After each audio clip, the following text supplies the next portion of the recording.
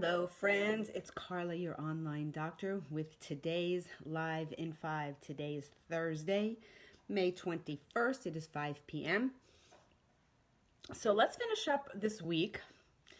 And I say that because tomorrow I will not be doing a Facebook Live. It is my wedding anniversary. So I'm taking the day off. And as it turns out, Monday is Memorial Day. So I am taking Monday off. So I will be back on Tuesday. But let's finish up this week talking about an issue of concern. Now, we're all wearing masks when we are out of our house to prevent spreading COVID-19 if we happen to be silently carrying the virus, right? These are recommendations that have been made by the CDC, along with hand washing, social distancing, et cetera, et cetera. But many stores and many places are requiring you to wear a mask to enter the building. So I know Target here and the supermarket, and I'm sure lots of places, I'm sure stores are going to start doing that as they open. I believe the hair salon is doing it. Obviously, if you go to the dentist, you have to take your mask off. But I'm saying in general, places are requiring them. Now, although I understand the recommendation, when you're out at places where there are lots of people, public places, I definitely do not understand why people are wearing masks while they're in their car by themselves, when they're riding their bicycles, or when they're out taking a walk. Now, many doctors agree with what I'm going to share today, but there are lots of contradicting information if you look on the internet. So think about it for yourself. Use your own best judgment and make a decision for yourself. Does the use of masks weaken our immune system or have any other detrimental side effects? Now, to answer the question, I'm going to give you some information, but that doesn't mean we shouldn't wear masks. Don't take my information and say, Carla said you don't need to wear a mask. I am wearing a mask when I am out at these places. But for the most part, 95% of my day, I am not wearing a mask. I am home. I am in front of my house. I am doing things with my family. I am not wearing a mask. Only when I am required to, and I am in places where there are lots of people. Now, one article reports the side effects from wearing masks can vary from headaches to increased airway resistance, which can be a major problem, carbon dioxide accumulation, and hypoxia, which is low oxygen levels. And then more severe things can happen, as we'll talk about. Now, specifically, these are linked to the N95 masks, which are designed to fit snugly on your face. They're supposed to fit tight.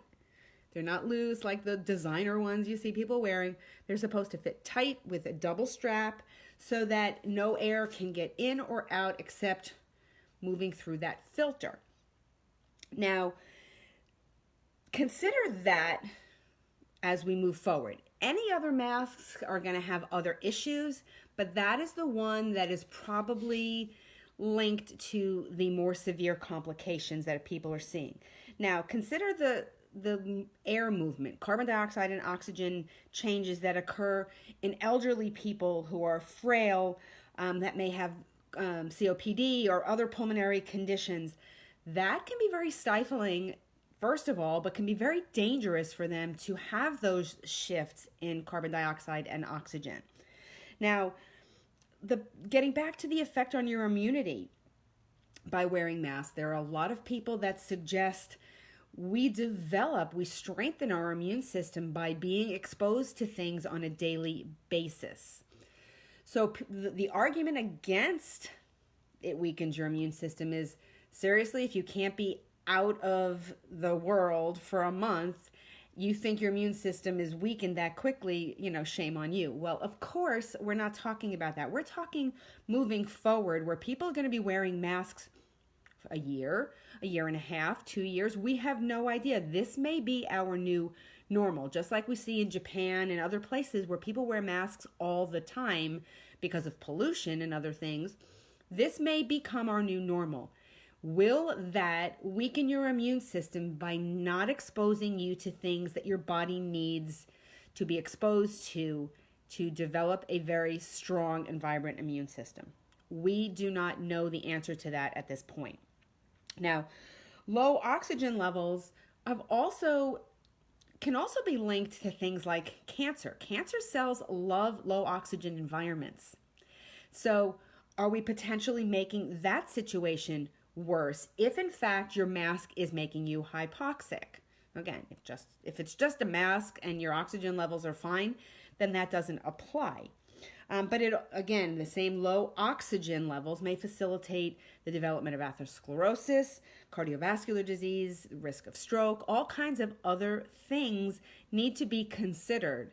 And that pulse oximeter thing I talked about may play a role here. If you have one, check it out. Put your mask on and wear it for a little while and see if your oxygen level drops.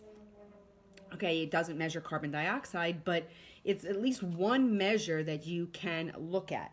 Now, the problem with wearing tight-fitting masks and doing exercise is another problem. There are lots of case reports that I've read where people are running with them, okay, doing physical exercise. And we know, at least for me, it's hard enough to take a deep breath with that thing on when you're just sitting around. I'm used to it because I wear them in the operating room all the time, but not the N95. I just wear a standard surgical mask. So try exercising in a tight-fitting mask.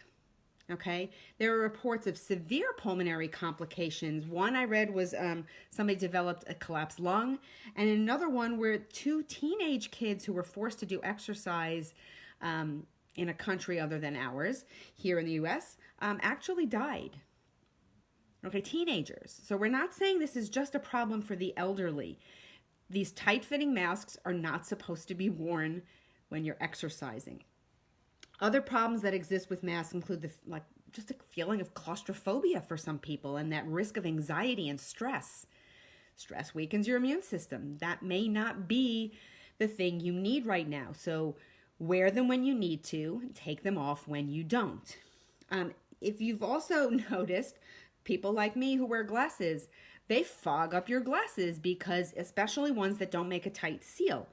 What happens when they fog up your glasses? What are you more likely to do? Touch your face, rub your eyes. Seriously, these are real things that you have to be careful and be aware of. The other thing is you can't hear people when they're wearing masks. It's like, what'd you say? I can't hear you. People get closer to you because they can't hear you. Where does the social distancing happen at that point? Okay, or worse, they just take it off because you can't hear a thing that somebody's saying. So, although I understand the concern and the need for masks, there is a time and a place, and it is when it's appropriate and when it's required. But other time, I'm watching these 2 kids right outside now. They're on their skateboards. They're not wearing masks. Good for them. There's nobody around. You don't need a mask all the time. Let me just clarify that. Okay, so tomorrow again is my anniversary. I won't be here. Monday is Memorial Day. Try and get some celebrating done. I'll be back Tuesday. And Tuesday we're going to talk about the problems of wearing gloves. Rubber gloves all the time. Not a good thing. I see people exercising in my neighborhood wearing gloves and a mask. So think that one over, and we'll talk about it next week. So I hope you guys have an awesome weekend. I will see you again on Tuesday for another Live in 5.